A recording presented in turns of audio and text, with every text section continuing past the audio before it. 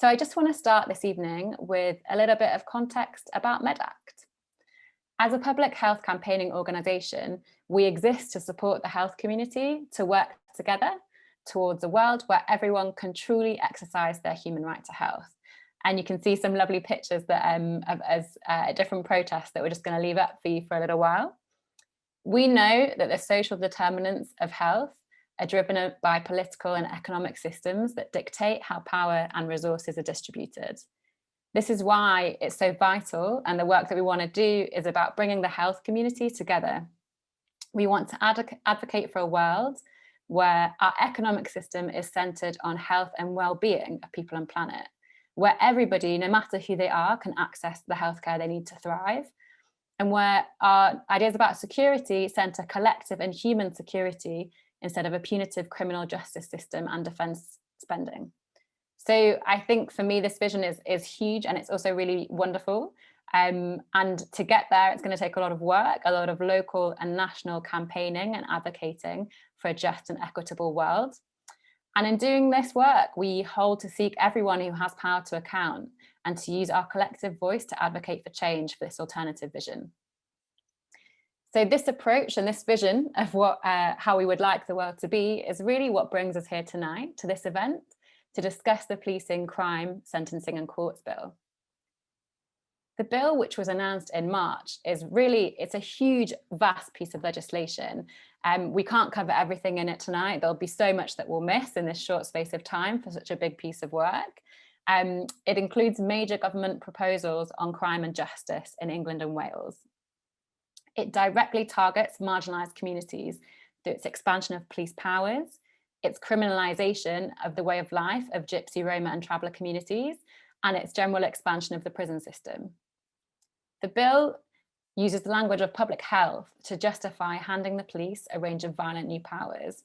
And as well as learning about that this evening, we're also going to learn about how it implicates health workers, undermining their relationship with patients by lowering the threshold to breach consent and pass information to the police. So finally, I also just want to talk a little bit about protest. It might be, if you've been reading the news about the bill, it might be the main thing that you've seen mentioned in the news. Protest is a tool that has been used for generations as an essential part of bringing about vital change. Just looking at the really early roots of our own movement, and you can see a picture here in black and white, we were formed from health workers protesting against nuclear weapons since the 1950s. And as we've grown and we've changed and we became Medact, in this practice, we've continued to protest against the UK's role in the arms industry, as we've asked our rural colleges to divest from fossil fuels, and as we continue to come together with Docs Not Cops to demand an end to the hostile environment. If you could move to the next slide, please, Ben. We have a great picture from one of our protests against the hostile environment in the NHS. So just to give a really brief introduction to what the bill does in terms of protest, it basically will give police powers to criminalise protest that it deems are too noisy or too much of a nuisance.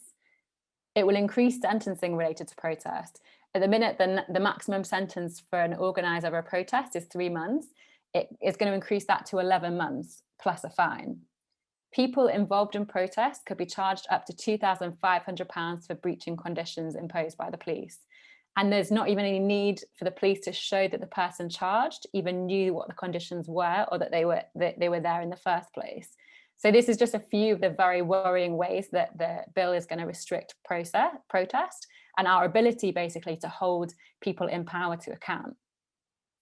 So for us, this is so dangerous. As a community who stand together to campaign for health equity, it's vital that we take action and that we stand in solidarity with those who this legislation is going to attack. Which is why we're so happy that all of you are here tonight to take part in this work. And we hope that from this evening, you'll understand more of the legislation, that you'll be inspired to take action. And we really hope to see you on May the 1st as we protest, either online or in person, and beyond, because this is going to be a long and sustained piece of work and fight that we need to join now. So that's it for our introduction. So now I'm going to hand over to Dr. Jessica Potter, and she's going to say a few words about Docs Not Cops and also introduce you to our brilliant panel. Hi everyone, my name's Jess, and I just wanted to let everyone know or speak a little bit about Docs Not Cops and why we're here this evening alongside Medact. Docs Not Cops is a grassroots organisation who campaign for free healthcare for all and against restrictions to access to healthcare, particularly in the NHS, which undermine the idea of that healthcare is a universal right. And in particular, Docs Not Cops grew up in response to immigration regulations and policing within the NHS. And some of that policing and those immigration regulations start introducing essentially borders and bordering within the health service, and turn many and try to enlist healthcare workers in this policing, and we see that as an incredibly dangerous and campaign, very hard to try and ensure that there is no immigration policing within the health service, and to remove these restrictions to the right to health. And protests for us has been a key mechanism through which we've got our message out through direct action, whether it's standing outside the Department of Health or outside the Home Office, letting people know what our message is, and that we're here to make some noise and to raise awareness, really.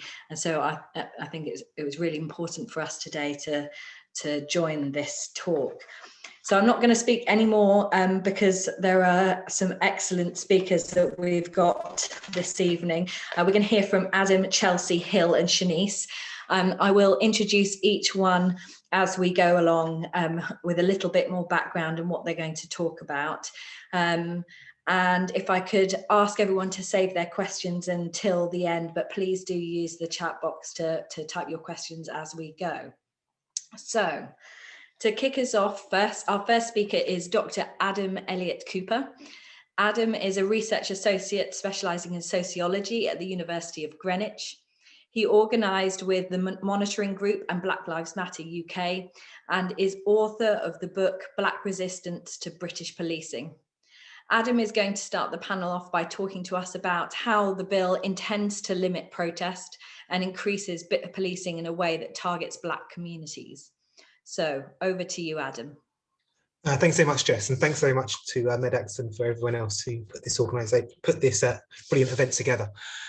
So I'm going to talk a little bit about the wider context of policing and borders and prison power, both in the prelude to this bill being drafted, as well as the effects it may have on our police, prison and border system, as well as civil liberties and the right to protest more generally. And as Jess mentioned, I'm going to think also more specifically about the ways in which it's likely to affect Black and other racialized communities in this country. But also I want to spend a little bit of time thinking about alternatives to this bill, and think about the ways in which the movements of resistance, some of whom are going to contribute to our conversation today, have been thinking about alternatives to the criminal justice and border system as we know it. Right, so I'll get straight into it. So I think it's important for us to appreciate the context in which this bill is being introduced. So since the early 1990s, the prison system has almost doubled, the prison population has almost doubled in England and Wales. In fact, the women's prison population has more than doubled since 1993. We now incarcerate twice as many women today as we did in the early 1990s.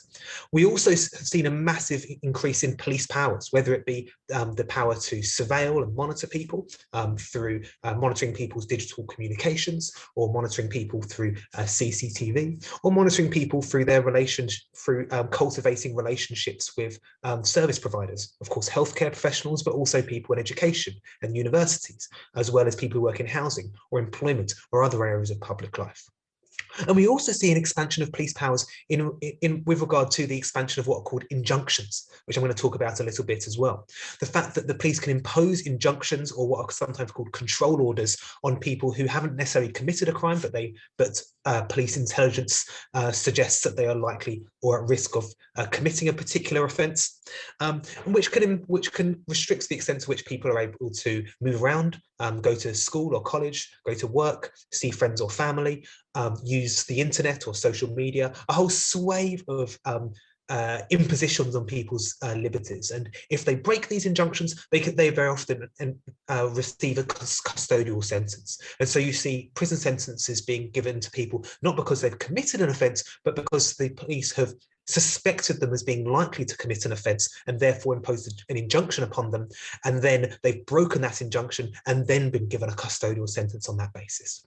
And there's a number of spheres in which we see these kinds of injunctions arising. One of them, they really began or became really popular under Tony Blair with his ASBOs, his antisocial behaviour orders, but it was really accelerated by the Conservative government with things like what are called knife crime prevention orders, criminal behaviour orders, and gang injunctions, which disproportionately targets Black communities in particular, where young people who may not have committed an offence but are suspected of being involved in a so-called gang will have these injunctions imposed on them and therefore are channeled into the criminal justice system through these means.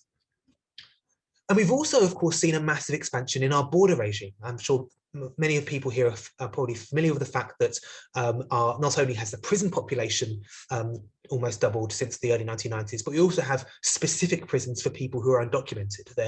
They're called immigration detention centres. And so we see this expansion of Britain's prison and police and border power through these new prisons specifically designed to incarcerate people who are undocumented. And so it's through the idea that the threats to law and order, the threats to public safety, the threats to peace and security in Britain arise through the threat of the gangster or the terrorist or the immigrants, that we see the expansion of these states' powers being rationalised and justified. And so we can think about the ways in which this idea of the terrorist and the gangster and the immigrants therefore play on racist stereotypes and racialized ideas in order to be rationalized and justified as well. So we should be unsurprised, therefore, that currently Britain's prison population is about 25% Black, Asian and minority ethnic, and that Britain incarcerates Black people at the same rate as the United States incarcerates African Americans. And so we should also be unsurprised, in a slightly different way, that this massive expansion in police power, in prison power, in border power, and all of the violence that has accompanied it has led to massive protest and resistance. And and of course, some of the most well-known and covered protests have been the Black Lives Matter protests that erupted in the summer of last year, where although, of course, it was sparked by the police killing of George Floyd in the United States, the banners and the posters and the rhetoric that was coming out of these and the demands that were coming out of these protests were arguing for change here on British soil. Arguing against the fact that despite the police killings in the United States, here in Britain, on average, one person a week dies at the hands of our police, prison and border system.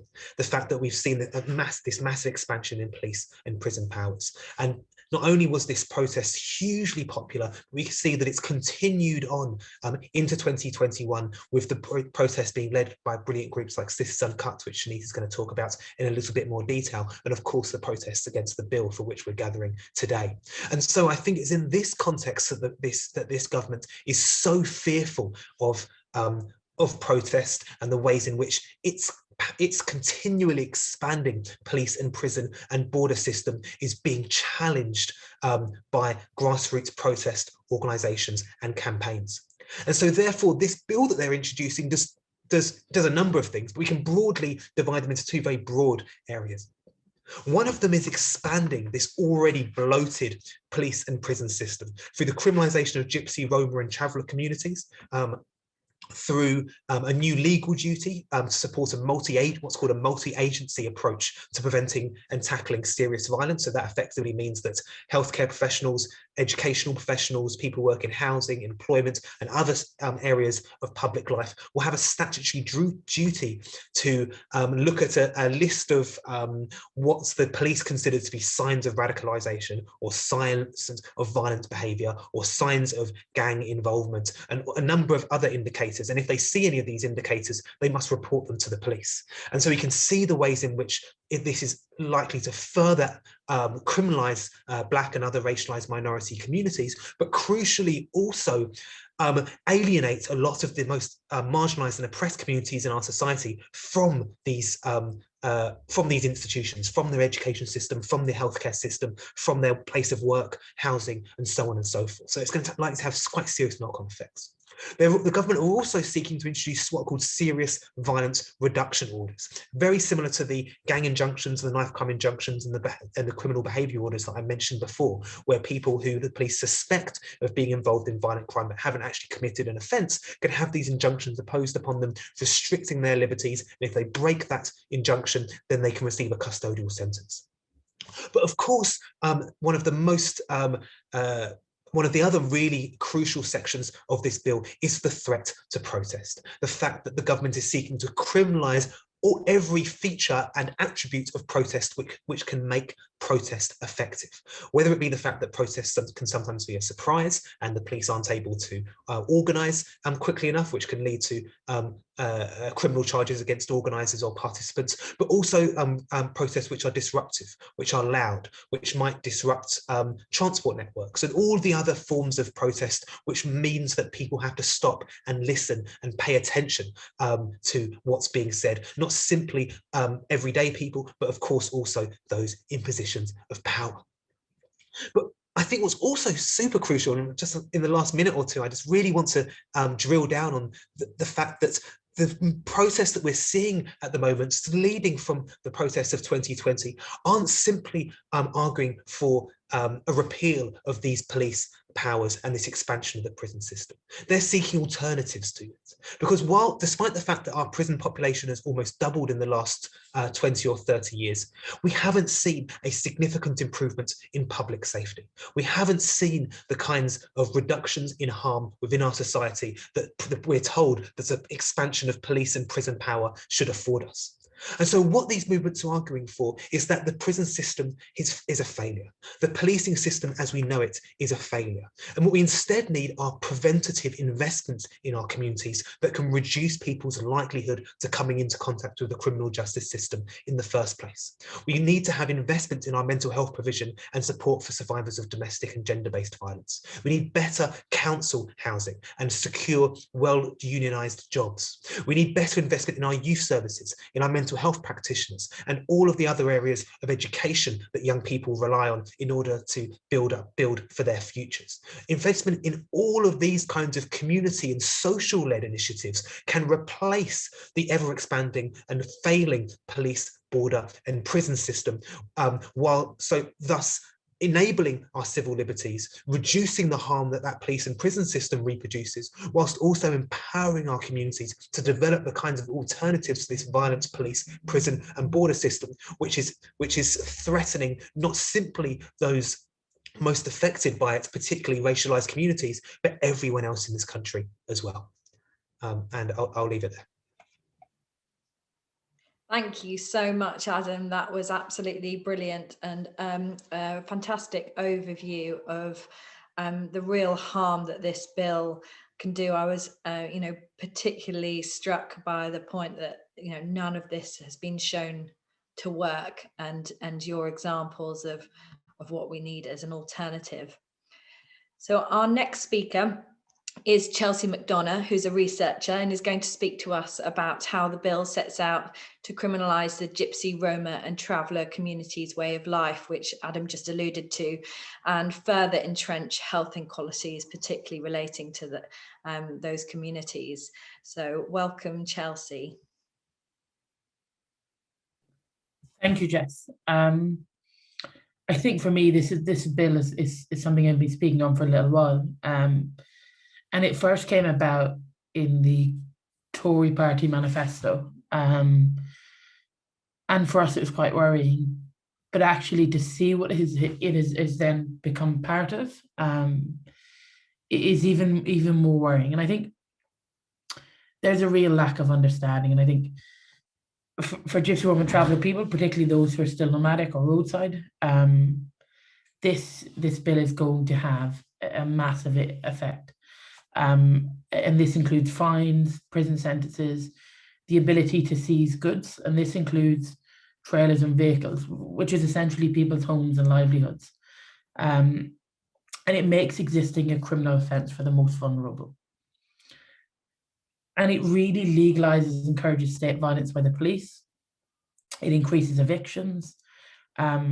Effectively, they can ban families from areas for 12 months at a time. And whilst the UK might seem kind of large, it isn't that big if we think about how many locations that these people are going to be evicted from. And, you know, they say stuff like, oh, we'll escort them to the nearest transit site. But often there isn't one, or it's 50 or 100 miles away. It might not be in good condition, there might not be spaces. And often there are different reasons for an encampment being set up. But it also goes a little bit wider, and it allows the government to evict people from their own land if they don't have planning consent. And this is very problematic, because gypsy woman traveller people historically have really struggled getting planning permission.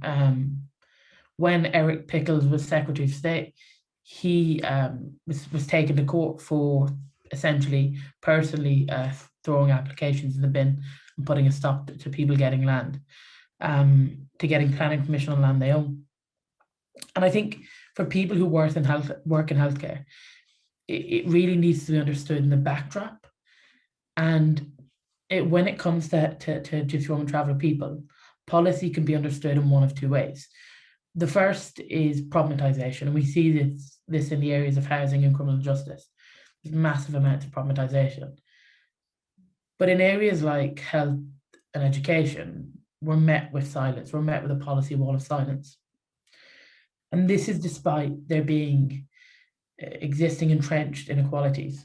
In health, we see gypsy woman traveller people dying much younger than the general population, with life expectancy being 10 to 12 years lower. You know, I know from my own experience, one of my nan died at 67 and the other had a stroke at 60.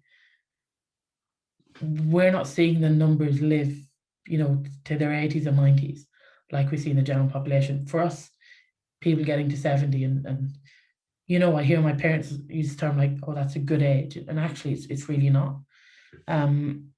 But we also see other issues. There are exceptionally high rates of infant mortality and miscarriages.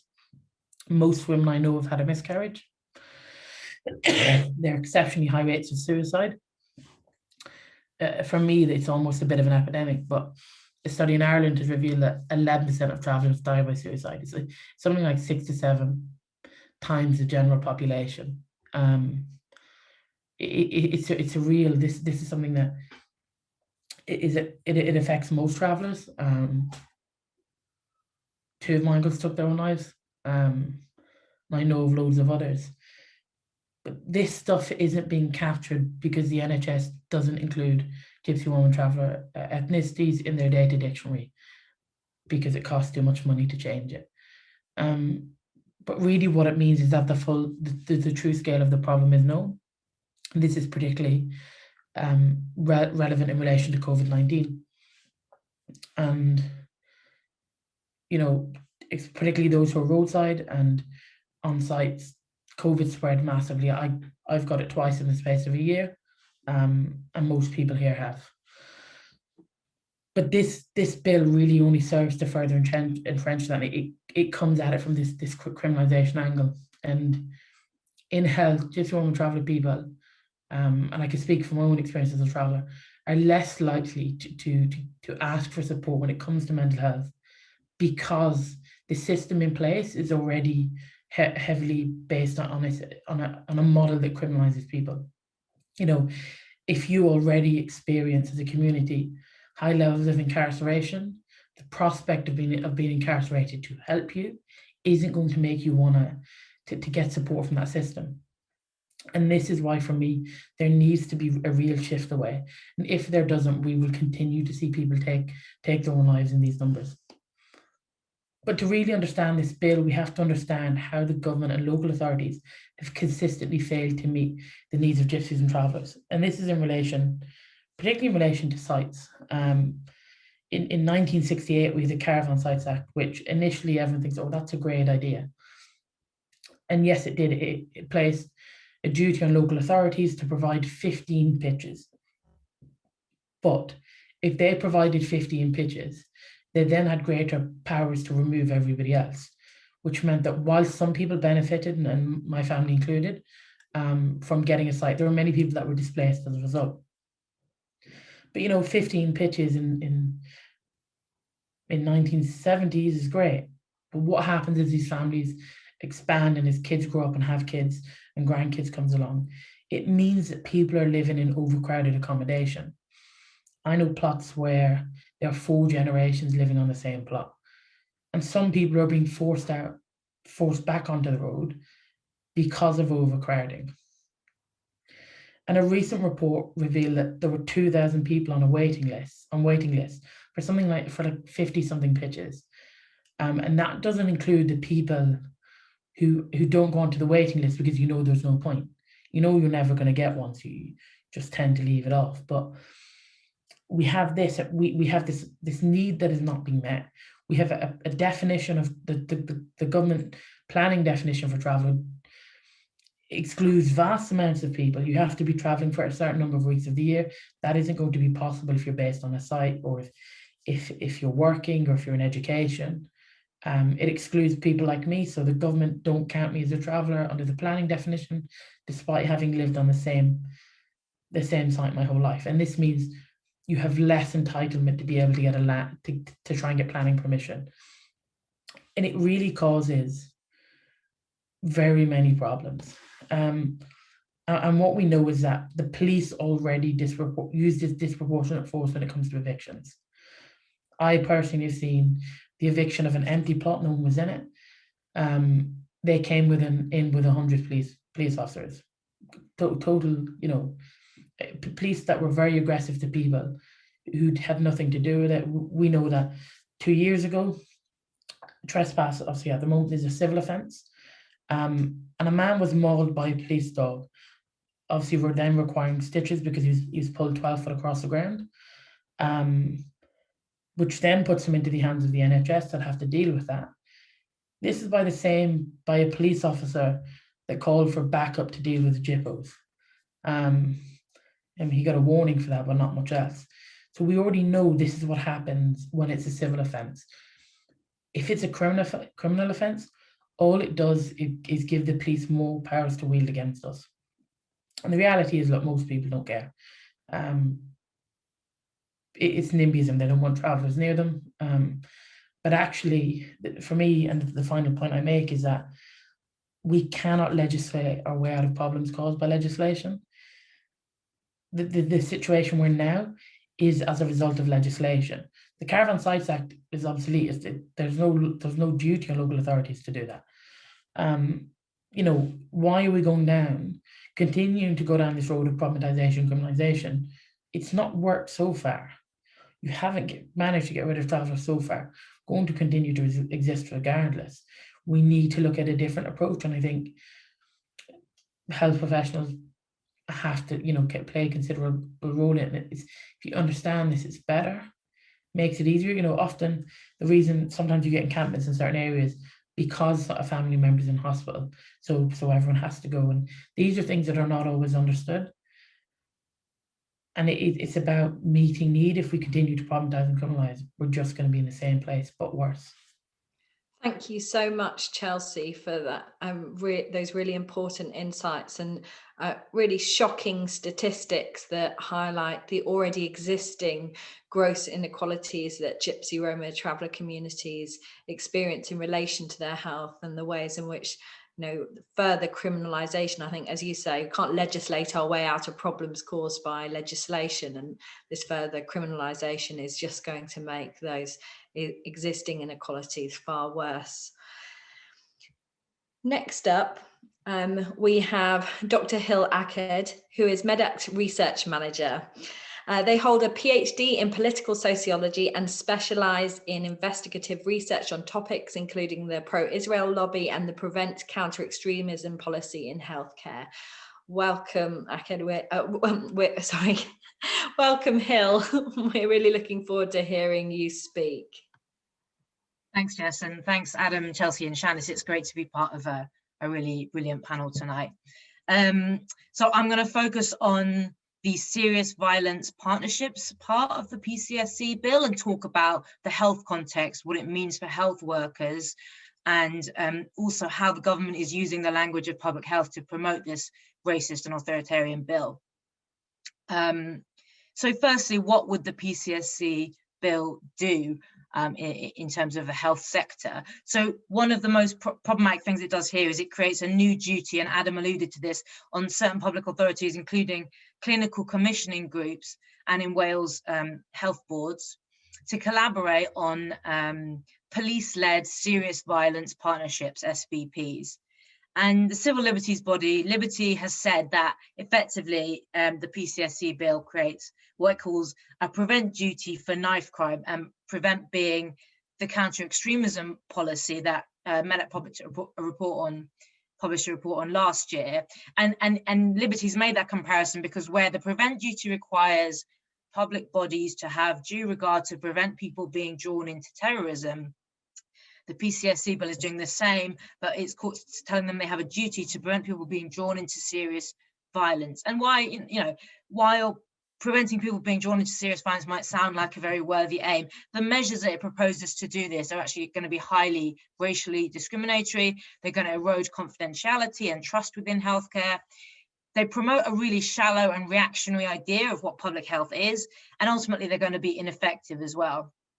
So I'm just going to elaborate a bit on why Medact takes that view. So firstly, like prevent, this is a pre-crime policy area, so no one's actually committed any crimes, and that's a really murky area, and there's no real evidence to prove these measures are going to be effective. And it's not easy. That's because you can't really predict who is going to be a future criminal, and therefore, as Adam mentioned, they use these really broad and vague risk criteria. And when it comes down to people who are asked to identify who therefore is likely to be drawn into, whether it's terrorism or serious violence, what you're doing is you're making health workers and other public sector workers fall back on unconscious bias. You're essentially empowering unconscious bias because you're not giving them any actual real tools to this job that you're forcing on them. There's plenty of academic research to show that it's racialized communities who are deemed suspect, who are deemed threatening. And it's therefore inevitable that already over-policed communities, especially Black communities, are going to be disproportionately identified as at risk of serious violence and therefore impacted by this new duty, just as Muslims are by the prevent duty. And so it will worsen the racial profiling and discrimination that's already rife within healthcare and society at large. It's also problematic from the point of view of confidentiality. So this duty, as has been alluded to already, is yet another way to force health workers to police their patients on top of the prevent duty and on top of the hostile environment, which Jess spoke about at the start. And in practice, it's very, very likely to undermine health workers' existing professional obligations around confidentiality. Now, as all the health workers in the audience will know, confidentiality guidelines, such as those set out by the NHS and the General Medical Council, set out very clear and very specific and very narrow instances in which confidentiality may be breached, for example, in the public interest, if it is necessary to prevent risk of death or serious harm, for example. However, with serious violence partnerships like Prevent, we're operating much further upstream. There's no imminent threat. It's like people who may be drawn into this at some future date, unspecified date. And so what happens, we know what happens when health workers are pressurized to pass on sensitive personal data, which has been shared with them in confidence. It erodes trust and it further deters people from seeking care when they need it. And a third thing I want to point out is that the government is using the language of public health to promote this bill. And that's another reason that Medact is really concerned, and we think public health professionals and all health workers should be concerned. So the government's saying it's taken a public health approach to tackling serious violence. And in a consultation document published this month, it talks about a public health approach being basically synonymous to a multi-agency approach. And using the language of public health isn't new. We've seen it with Prevent, and we talk about that in our report last year. But in Medact's view, the PCSC bill is in no way a real public health approach. However, look, the reality is there are radically different schools of thought about what public health is. And some of you in the audience, and many of you will know this already, but if anyone who doesn't and is interested to find out more, I won't go into too much detail, but Medact's former interim director, Guppy Bowler, published a report last year called Reimagining Public Health, which sets out some of the different approaches and different understandings of public health really clearly. And she talks about how at the end of the 20th century, public health practice evolved into the biomedical model, and this was fueled by the growth of the pharmaceutical industry. And she says that our fascination with taking a pill or discovering a vaccine actually ended up crowding out, important as those things are, crowded out space for considering what was driving ill health in the first place, such as our environment and our social structures. And she explains that there's been a further shift to a contemporary socio-behavioral model of public health, which emphasizes the individual responsibility even more, and that fits very neatly into the neoliberal mindset. So it places personal blame and responsibility on you if you've smoked, or you if you've eaten too much, and therefore, you know, coronavirus has taken a worse toll on you. But there are other approaches to public health, and these are the ones that Medact seeks to sort of uphold. And they also focus on prevention, but they're concerned with creating conditions which protect the health of whole populations, rather than targeting individual patients with nudge theory and these kind of approaches. And a commonly used phrase is that it focuses on the causes of ill health. So rather than heart disease, the cause, it's the conditions that led that person to develop heart disease that we take an interest in. So all of the social, political, and economic conditions that shape our lives, the social determinants of health, as Becky said at the start.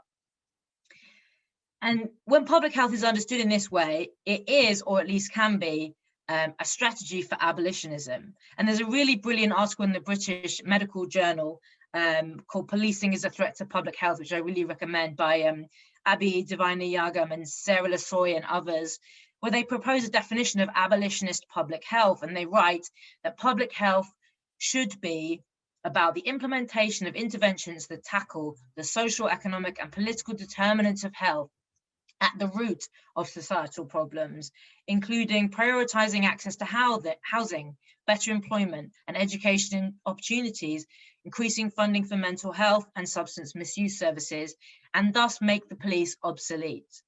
So despite talking about addressing the root causes of serious violence, unfortunately, the government's PCSC bill doesn't do anything of the sort. It barely addresses the causes, let alone the causes of the causes. It makes no attempt to solve social, economic, or political issues upstream, even though they're the factors that give rise to crime. Instead, it's focused very much on the symptoms, and essentially it's just criminalizing the people at the end of this chain of societal causation. And this just reproduces violence in a damaging cycle. So we say that policing, even preemptive policing, is not a public health measure. It's a law enforcement measure, and it can never be a part of a public health approach. The guiding paradigm of policing is criminal justice. And to quote from the BMJ article again, policing is an institution whose sole response to the consequences of unmet need is criminalization and the perpetuation of inequality. So just to finish up, I'll just talk a little bit about what an alternative approach to public health might be, to a public health approach to tackling serious violence might look like. So firstly, it would uphold basic principles such as confidentiality, non-discrimination, and the presumption of innocence, and it would not involve surveillance and state violence and the adverse health impacts which they have. Instead, it would involve a transformative agenda which promotes equality and inclusion instead of accepting the status quo of inequality and exclusion. And it would shift resources away from policing and towards action to address the social determinants, which are actually flagged as risk factors of serious violence in the government's report without being addressed. And they're things like community deprivation, domestic abuse, school exclusions, and substance abuse. And, you know, addressing these things are not very appealing to politicians, especially because they're long term. There are no shortcuts and there are no easy solutions, and they can't be done under austerity. But in the end, it's the only thing that's actually going to work.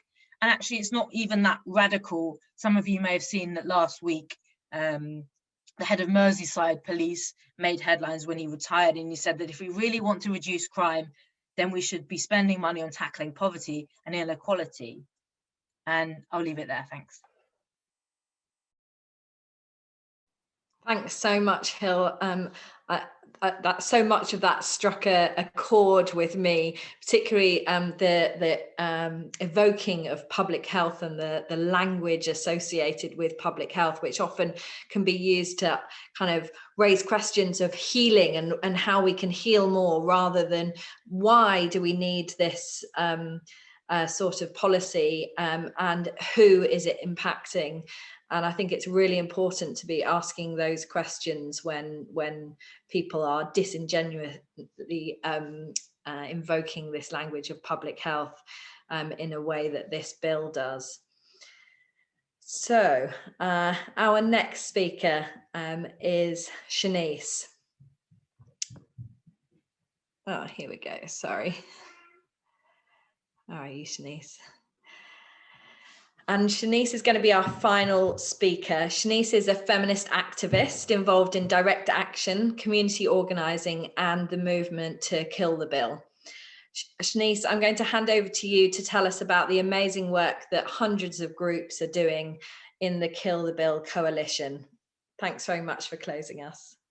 Thank you so much for having me. So I guess I'll start with where everything kicked off, which is the 13th of March.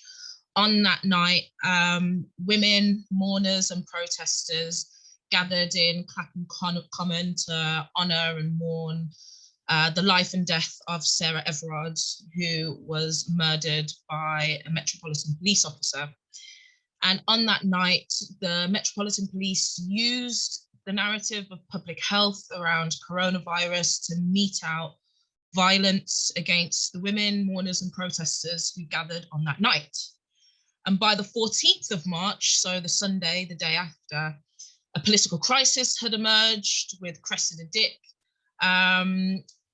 facing calls to resign, with Priti Patel releasing a Twitter statement saying, I am saddened by the scenes that I've seen at Clapham Common and will be ordering some kind of investigation, with Keir Starmer commenting, which is an unlikely thing to happen, but on the 14th of March it did, with Harriet Harman commenting, Sadiq Khan commenting on the violence that was witnessed by the Metropolitan Police against women the night before. And by the 15th of March, the Monday, a political movement had started to emerge, with protests being called in London, day after day after day for the following week, with protests being called across the entire country by that time. And then a few days later, on the 18th of March, the Police Crime Sentencing and Courts Bill was delayed. And I think the moral of that story is the fact that we can turn tragedy into change, and we do have power. Protest works. But that's just the beginning of the story. It's quite incredible to think that we're only 5 weeks away from when things first kicked off in Clapham Common, but here we are. And on the 1st of May, so this Saturday, we will be seeing a national action taking place again across the country. And it's been called by a coalition that, at least in my short life, I've never really seen before, with unions, including trade unions, renters unions, feminist activist groups, from direct action activist groups, to NGOs, to individuals and organisations from the Gypsy Roma traveller community, from organisations representing Black youth and Black campaigning groups like Black Lives Matter and Forefront, from student climate activists to students in higher education, to students and lecturers and teachers across the sector, to medics, yourselves, all the way to sex workers, to disability justice activists, and to people who have actually experienced criminalization at the hands of police. This big coalition of people and this vast coalition of organizations has come together and are talking to each other, and have called a National Day of Action on the 1st of May.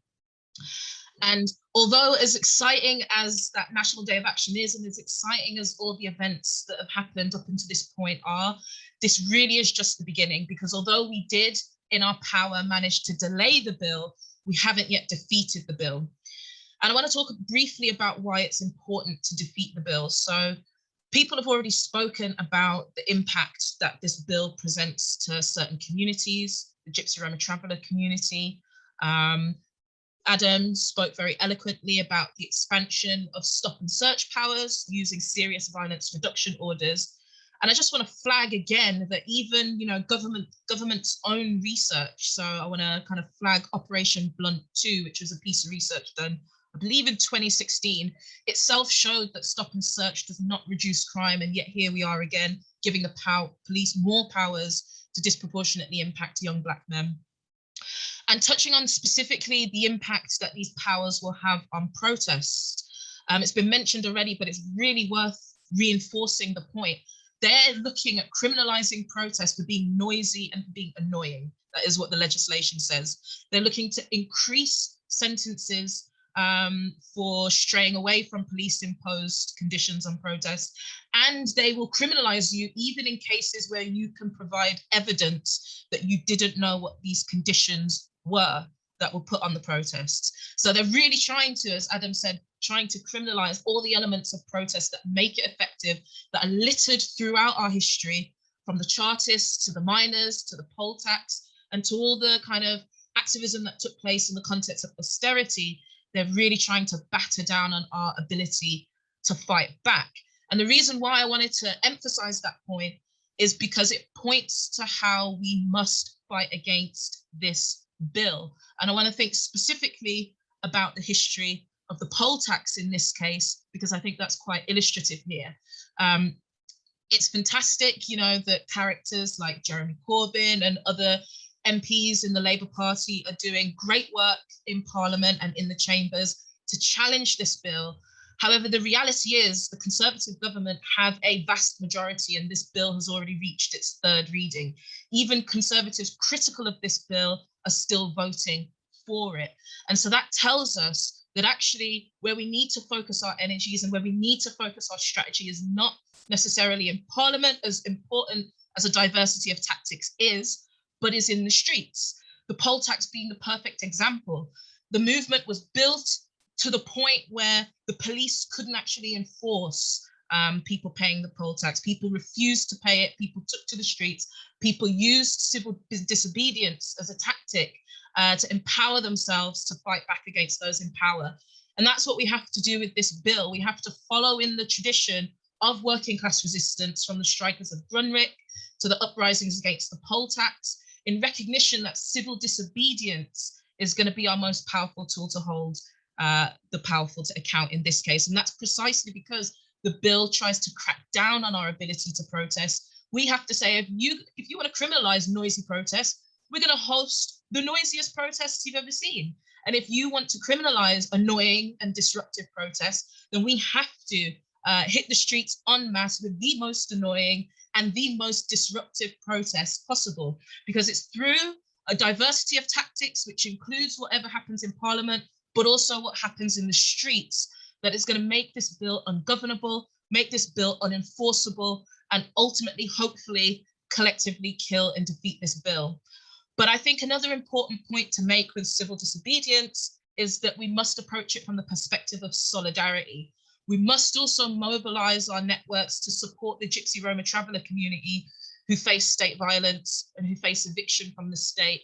If that's happening in a place near us, the same people who are out on the streets protesting the bill should be supporting that community in eviction resistance and in combating the abuses the police often use in their powers against the Gypsy Roma Traveller community. It means knowing your rights. It means ensuring other people in your community know their rights, and intervening and observing in the uses of stop and search and other police powers when you see them taking place. And I think for the first time, maybe in a really long time, the kind of slogan of an injury to one is an injury to all is not just meaningful, but has to be meaningful in order for this movement to win and in order for this movement to survive. We have to stick together and we have to keep fighting until we defeat this bill in its entirety. There's nothing about this bill that we can allow to pass. And I just want to close by talking very briefly about the story of Osim Brown to demonstrate how giving the police more powers, how giving the courts and immigration enforcement more powers is going to be a disaster for us all. So for those of you who don't know, Osim Brown is a young Black autistic and learning disabled man who's facing deportation to Jamaica.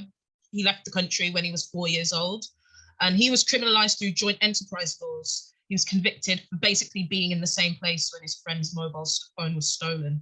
And so it's actually no coincidence that the policing bill was drafted in the very same building that decided to deport Osim Brown, which is Priti Patel's Home Office. So if the state is already using the powers that exist to criminalize women trying to mourn the death of a fellow woman and to criminalize young, learning disabled and vulnerable people like Osim Brown with its existing powers, we cannot trust it with more powers. And that's why we have to hit the streets and we have to be brave enough to take civil disobedience for our rights. Thank you so much, Shanice, for such a powerful ending and for setting the importance of protest and protesting this bill specifically in the context of historic protest you know, your point that we have to be brave and that an injury to one is an injury to all, and it's all of our responsibilities to stand up and challenge this bill.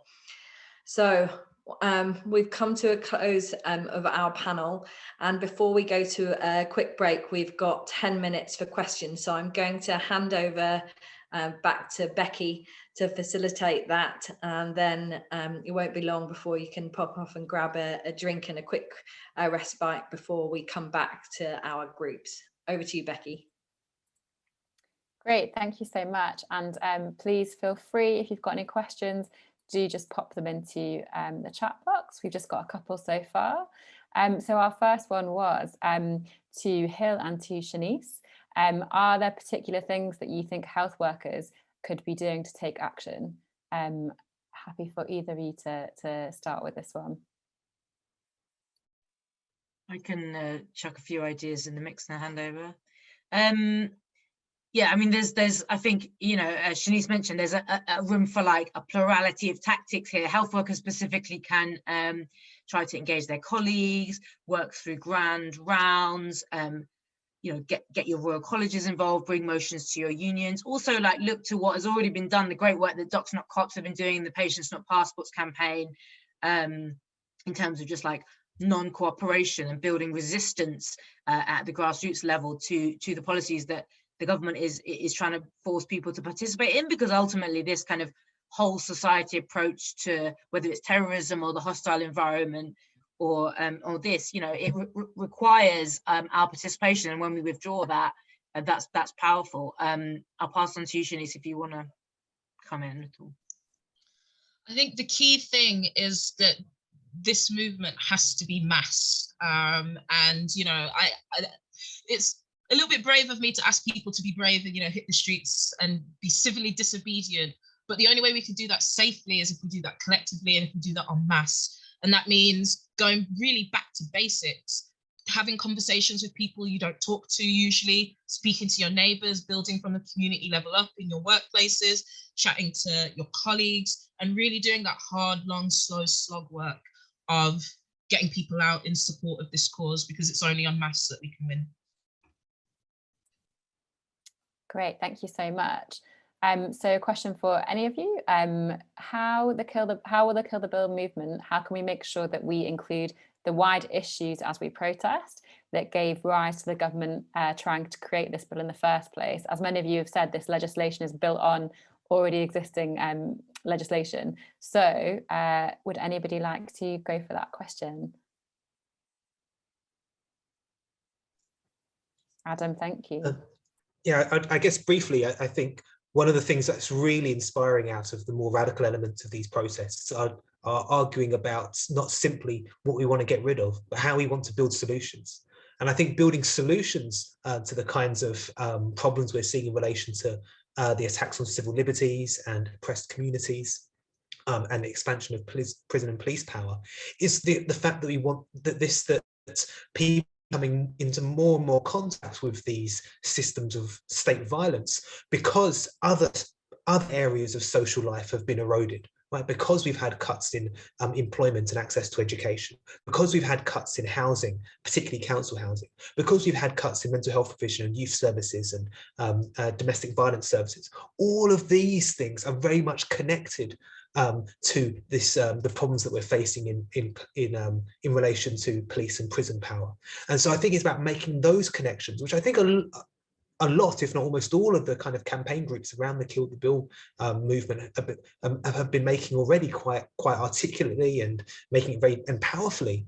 I think it's about continuing to galvanize and continuing to kind of enable that to snowball, so that people can make those connections between what we want to build as well as what needs to be dismantled. Great, thank you so much. Would anyone else like to also speak to that one?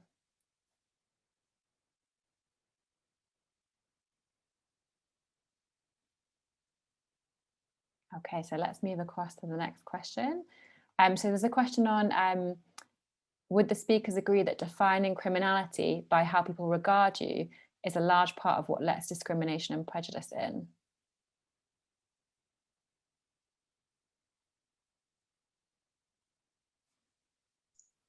I know I've just spoken, but no, go for it, Adam. Thank you. I think that we have to understand that crime has very little to do with morality and justice, and who is considered to be a criminal has far more to do with how you're classed and how you're racialized, how you're gendered within our society. So like, this is something I always say to my students, like, if you're like suspected of carrying a gun in Tottenham, you can expect to be stopped by the police and arrested. They might even shoot you without asking any questions. But if you sell F-16s to Saudi Arabia and cluster bombs to Israel, you probably get an OBE, right? So we've got two groups of people doing very similar things, the dissemination of weapons. One is like criminalized and potentially executed on the spot, while the other is not simply not criminalized, but celebrated and venerated, right? And we can think of lots of other ways in relation to criminalized drugs or the appropriation of goods. Like, all of these types of things have far less to do with morality and justice and have far more to do with race and class and gender. So yeah, I think crime is a fundamental way of expanding and rationalizing those divisions between people with different class positions and people who are racialized differently. I think I would also come in here and say, being a criminal or not doesn't strip you of your rights. That it's regardless, like we shouldn't be advocating for people on the basis if you meet these conditions. We should be doing that regardless. And I think that's the point I would always hammer home. And it's the same with healthcare, medical care. We don't withhold that based on what opinions we might have of people. We give it regardless. Great, thank you both so much for that one.